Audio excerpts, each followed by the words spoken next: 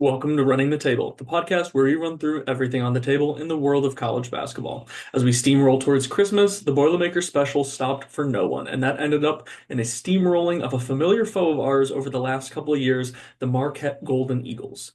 But without further ado, let's run it. The Golden Eagles have given Purdue fits in years past with their combination of high intensity defense that turned into fast paced transition offense. In prior years, Marquette had some serious firepower to back it up in the half court, though, like Tyler Kolek, Cam Jones, etc. This year's roster, missing that offensive piece or pieces, and that led to a much different outcome with a 20 could have been 30-point win for the Boilermakers 79 to 59. Purdue opened this one straight away with a lawyer three, and we were feeling good already. There really wasn't a ton of scoring over the first 8 minutes, but with both teams defending well, just not hitting their looks, and then the Boilers decided to open this one up. Lawyer and one, Jakari layup, Clough and one, two TKR free throws, and the lead was finally double digits just like that. Both teams went back and forth there for a while until the closing minutes of the first half, where Braden started off a big Boilermaker run with a jumper that sparked the quick 9-0 run before a last-second Ben Gold jumper brought the lead back to 16 for Purdue at the half, 37 to 21. CJ Cox opened the second half just like Lawyer opened the game with a three of his own, and the second half was all Boilers. Purdue turned that 16-point lead to 21 with just the first 4 minutes of the second half and all the way up to 30 with just under four to go in the game. At that point, we brought the bench in and coasted the rest of the way. We could have kept pushing, but instead let some real team players get some playing time, and unfortunately, that did lead to our lead getting cut down a little bit, but you still cannot complain about a 20-point win against a team that really has gotten under our skin in the past. But heading into the top performers, it starts with Oscar Clough with 22 points on a perfect 9 of 9 shooting, 11 rebounds, an assist, two steals, two blocks, and two turnovers. Behind him for Purdue is Fletcher Lawyer, who had 15 points of his own on 5 of 9 shooting, 4 for 8 from 3. Good to see him get his shooting touch back on, adding on an assist, a steal, and a turnover. For Marquette, it starts with Royce Parham, who had 19 points off the bench, 7 of 15 shooting, 3 for 6 from 3, 2 for 2 from the free throw line, 3 rebounds, and a turnover. He was really probably their only true bright spot. Behind him is Marquette's typical leading scorer, Chase Ross, who had 10 points on 3 of 9 shooting, 1 for 3 from 3, 3 for 4 from the free throw line, 4 rebounds, 3 assists, a steal, and 3 turnovers. The honorable mentions for Purdue, it's Trey Kaufman-Renn, who had a relatively quiet 10 points on 3 of 7 shooting, but he was 4 for 4 from the free throw line, which is big for him. 9 rebounds, an assist, and 2 turnovers added on. For Marquette, it's Caden Hamilton, who had a pretty quiet 6 points on 2 of 3 shooting, 2 for 4 from the free throw line, 4 rebounds, an assist, 2 steals, and a turnover. So that kind of tells you a whole lot about Marquette's scoring day. But heading into the key team points for Marquette, it starts off with turnovers.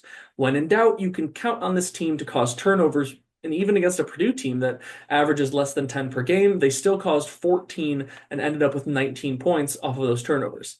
The bigger issue or concern is that it was only 19 points off 14 turnovers. Yes, quite a few turnovers were dead ball turnovers, which makes so you can't really get points off of them per se. But with the current state of their offense, they needed to get back to their bread and butter of causing live ball turnovers and getting out and running in transition. Secondly, it's the half-court offense. It seems like every year Marquette has lost an elite scorer like Kolek or Jones. They always had another one waiting in the wings. Well, it's Chase Ross's turn, and he's doing his job for the most part. The problem is they have no structure outside his scoring. They have no backup. Nigel James Jr. is their second leading scorer with 11.3 points per game, but he put up a literal goose egg in this one. Nothing. And those are the Golden Eagles' only two double-digit scorers. They just lack cohesion and spark on the offensive end outside of Chase Ross, and that was plenty evident in this one. And lastly, they just need a new strategy. Marquette certainly does not do a good job of getting out of their own way, per se, or putting themselves in the best situation to succeed, which kind of makes sense given Shaka Smart's stubbornness with the transfer portal and how that's going for their program. But this year, they simply have not been a good shooting team. They averaged just 30% from the beyond the arc, yet in this game, their solution to their scoring woes was to shoot more threes. They ended this one shooting 8 for 31, just 26% from deep. I get that they were down the entire game, never led, and it was never that close outside of the first 8 minutes or so.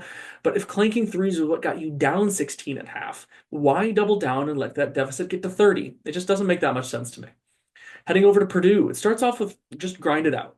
Games like this against Marquette usually aren't going to be pretty, especially with the slow, methodic style that Purdue wants to play. We may have turned the ball over 14 times, but we never let it define our play on the other end like we have in certain other games. In years past, we would be sped up, let them throw us off our rhythm, and go on extended runs as we crumbled under the pressure. Not this year.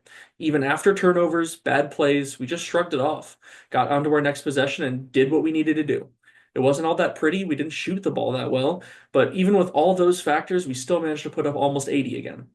This is the type of game that proves, even just to the team themselves, that they can work through games like this and stay the course and keep control of it for all 40 minutes. Secondly, it's Oscar freaking Clough. Have a day, Oscar Clough. This behemoth of a man is only getting better and better as the season goes on. And this was the most recent example, going for 22 points and 11 rebounds on a perfect 9 of 9 from the field and 4 for 4 from the free throw line. We're seeing this become more common, where teams want to adapt to Purdue's pick and short roll with TKR or with TKR's post ups in general and double teaming him. And that leaves Clough with one on one coverage pretty much wherever he wants to go, and he gets established pretty darn deep in the paint.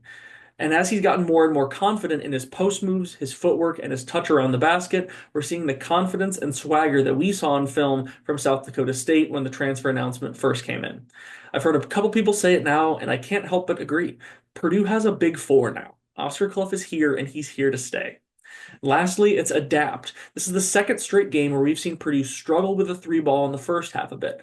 In the Minnesota game, they used the inside game to open up better looks outside that they then knocked down to get their percentage over 40% once again. But in this one, the threes just never really fell, with the Boilermakers just shooting 30% from deep. But despite that, the adaptation worked, just like in the Minnesota game. You have two elite post scorers in Clough and TKR. Feed them. We shot the ball poorly from outside and we were up 30 with 4 minutes to go. Just because we have great shooters doesn't mean we have to keep shooting if they aren't falling in any given game, even if it's at home where we typically shoot better. So I'm just happy that we're finally starting to understand that we're not a one-dimensional team. We can do those other things and still succeed at a very high level. A combined 32 and 20 between our starting front court, these guys are just guys you cannot ignore, and you have to acknowledge them.